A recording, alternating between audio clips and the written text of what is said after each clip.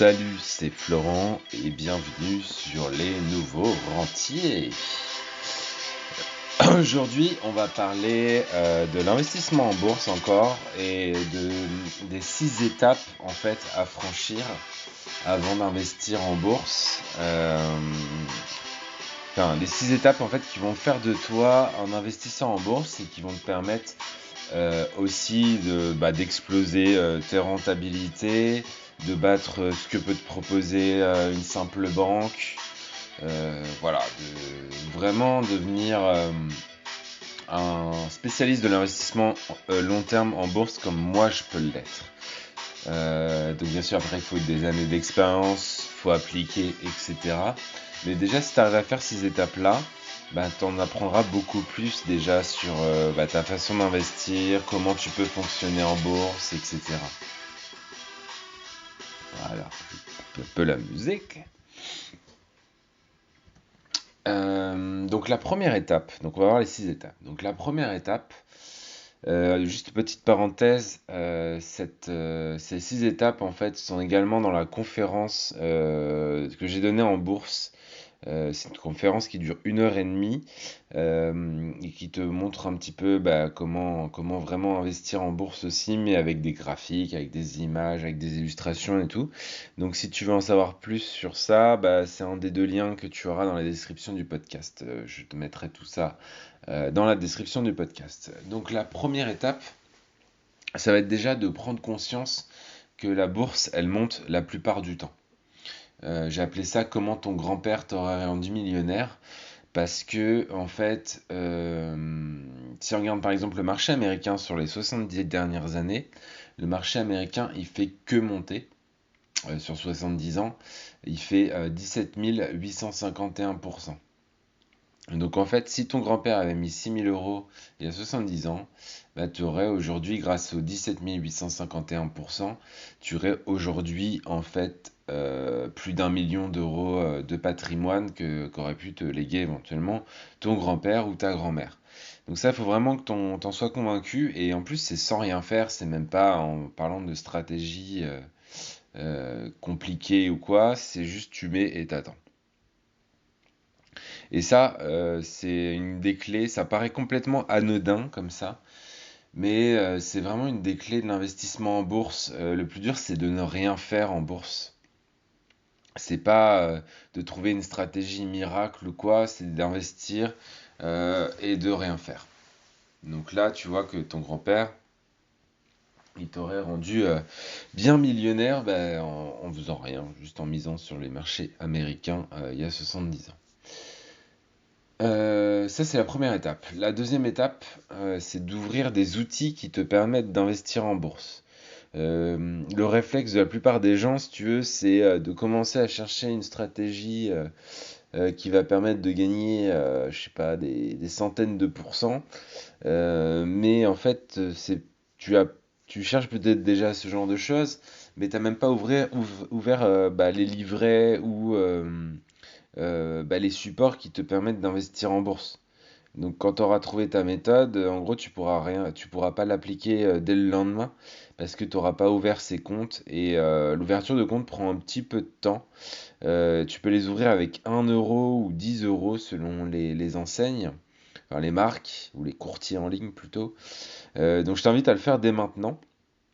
Moi je recommande d'ouvrir des comptes avec soit Bink, soit Bourse Direct pour un PEA. Donc un PEA, c'est un plan épargne action.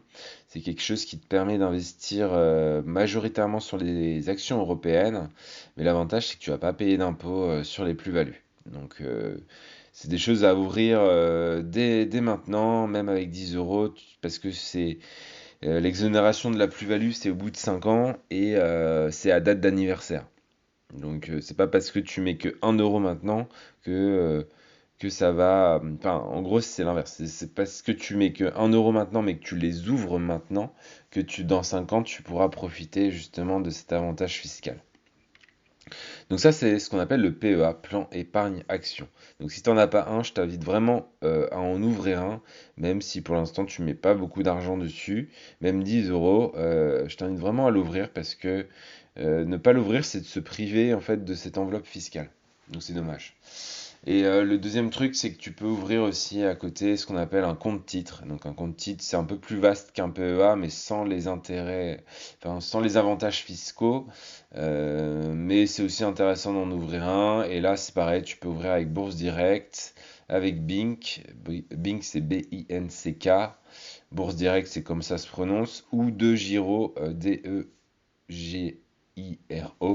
Et ça va te permettre voilà, déjà d'avoir les bons outils pour investir en bourse. Donc ça, c'est la deuxième étape. La troisième étape, ça va être de devenir officiellement un investisseur en bourse. C'est-à-dire que tu as ouvert tes outils, maintenant il faut acheter une action. Même si, je sais pas, même si cette action-là ne te plaît pas plus que ça ou quoi, essaie juste d'acheter une action pour, tu vois, pour le geste en fait. Pour le principe en fait. C'est que tu deviens investisseur en bourse à partir du moment où tu as acheté une action. Donc, je sais pas, tu peux acheter EDF, tu peux acheter Total, tu peux acheter Tesla si tu as envie, tu peux acheter la Française des Jeux si tu as envie. Les gens parlent. Alors, Tesla, ça va faire un peu cher, je crois. Parce que je pense qu'elle est entre 800 et 900 euros en ce moment. Mais voilà, il y a des actions accessibles. EDF doit pas être très cher en ce moment.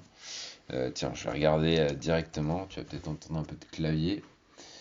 Voilà, EDF en ce moment est à 13 euros. Donc en gros, tu peux ouvrir ton support, tu mets 13 euros dessus et t'achètes ta première action EDF si tu as envie. Bon, ça peut être plein d'autres actions, hein. Des actions auxquelles peut-être tu vas plus croire, mais le principe, c'est, t'as compris, c'est d'en acheter une. Quitte à la revendre après si t'es pas satisfait. Je te parle d'une action qui vaut moins de 50 ou 30 euros, quoi. Histoire de juste de faire l'expérience d'acheter une action. Donc ça, c'est la troisième étape. Ensuite, maintenant que tu sais acheter, que tu as les outils, que tu sais acheter une action, maintenant, on va commencer à mettre en place une stratégie. Donc pour ça, moi, ce que je fais, c'est que je choisis les meilleures actions du monde. Et pour ça, t'as un site internet qui s'appelle morningstar.fr. Morning Star, donc c'est comme en anglais, quoi, le matin de l'étoile, ou l'étoile du matin plutôt. .fr et là-dessus tu vas pouvoir accéder à tout un tas de supports ou tout un tas de fonds, les classer par performance, regarder un petit peu ce qui se passe et si tu regardes les performances à long terme par exemple des ETF ou des trackers, c'est la même chose, hein, c'est des choses qui suivent des indices. Tu vas te rendre compte que il y a certaines actions en fait qui font des très très bonnes performances, même sur les 10 dernières années.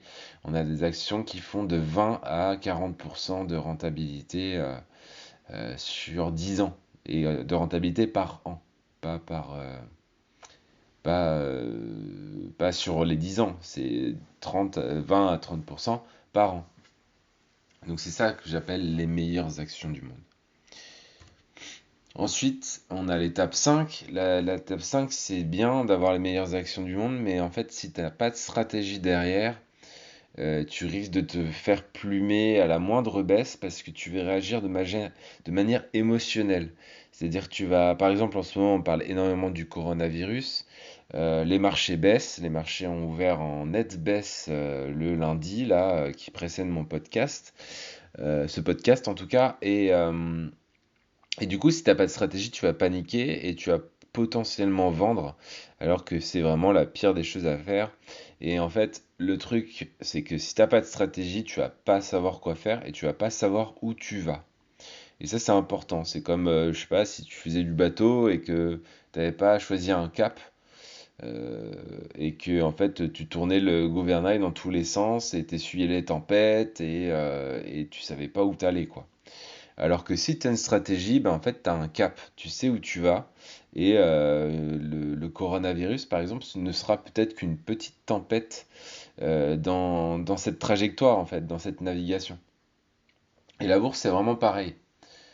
Si t'as pas de cap, tu vas te planter.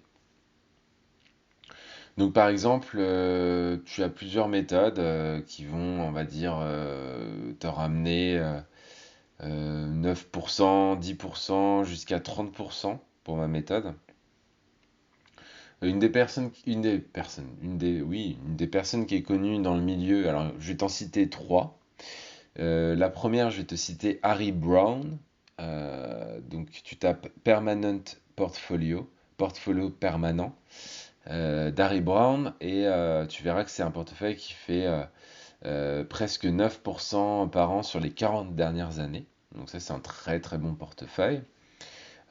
Tu as le portefeuille de Ray Dalio qui s'appelle All Weather, donc tout temps, euh, qui a un excellent portefeuille également, qui va te protéger beaucoup des baisses, éviter des grosses chutes, etc. Donc, il a des très très bonnes performances. Et en troisième, bah, tu as ma méthode, donc la méthode de Florent Pontier, moi-même, qui là va te permettre tu vas prendre un peu plus de risques dans le sens où il y a ce qu'on appelle des drawdowns, donc c'est la chute maximum que tu peux avoir. Ça va être 20% dans les pires années, mais la hausse que tu peux avoir, c'est plus de 60% dans les meilleures années. Donc tout ça fait que sur les 30 dernières années, tu vas osciller entre 20 et 30% de rentabilité. Donc pour accéder à cette technique et à la conférence qui introduit cette technique, bah, je t'invite à cliquer encore une fois sur le lien que tu as dans le podcast. Ça te permettra d'en apprendre beaucoup plus sur ma méthode, si tu as envie d'aller plus loin sur ma méthode. Et la sixième étape, bah, c'est tout simplement d'appliquer la stratégie que tu as choisie et de la maintenir surtout. C'est-à-dire que si tu as choisi une stratégie en bourse, la bourse long terme, c'est du long terme. Donc ça n'a pas de sens de changer de stratégie tous les mois. Si tu choisis une stratégie et que tu décides de l'appliquer, teste-la sur 3 ans, idéalement sur 5 à 8 ans. Et ensuite, tu pourras savoir si la stratégie, elle est performante, si elle t'a plu, si tu veux en changer, etc. Mais si tu as choisi une stratégie, bah tiens-toi-en. Après, tu peux aussi envisager de prendre deux ou trois stratégies dans celles que je t'ai données, de mettre 1000 euros sur chaque stratégie et de voir sur 5 ans bah, celle qui t'aura donné le plus de satisfaction. Ça, c'est pas un problème. Je t'invite même à le faire d'ailleurs si t'as 2-3 000 euros, bah, tu peux mettre 1000 euros sur chaque stratégie, ou si tu as 10 000 euros, tu peux mettre 3 euros sur chaque stratégie. Enfin voilà, tu as compris ce que je voulais dire. Donc voilà. Oula, pardon. Excusez-moi. J'ai fait tomber mon portable. Désolé pour ce bruit qui t'a peut-être défoncé les oreilles, désolé. Donc voilà, ça c'est les 6 étapes à mon sens qui vont te permettre de te faire gagner de l'argent en bourse sur le long terme, de manière sécurisée et de manière sûre, et surtout sans te prendre la tête, sans subir les petites tempêtes et les petites crises que tu pourrais avoir sur ton chemin. Donc, inspire-toi de ces étapes. Si tu as des questions, bah, je suis bien sûr disponible. Tu peux me contacter soit sur mon Facebook, donc c'est French Potential, soit sur mon Instagram, c'est French Potential aussi, ou soit sur mon site internet, c'est French Potential aussi. Donc n'hésite pas à aller voir tout ça. Si le podcast t'a plu, bah, tu me mets une petite note sur Apple Podcast, ce serait vraiment cool, où tu parles du podcast des nouveaux rentiers autour de toi. C'est comme ça que je peux me faire connaître tout simplement, et que tu peux m'aider si tu as envie. Voilà, bah écoute, c'est tout pour moi aujourd'hui. N'hésite pas à te renseigner sur toutes ces étapes, à aller un petit peu plus dans le détail. L'idée, c'est de toute façon de ne pas faire un podcast qui dépasse les 15 minutes pour l'instant. Donc tu vois, là, on est à peu près dans les clous. Et puis voilà, c'est tout ce que j'ai à te dire. Donc je te dis, bah, tout simplement, à demain. Ciao, ciao, ciao.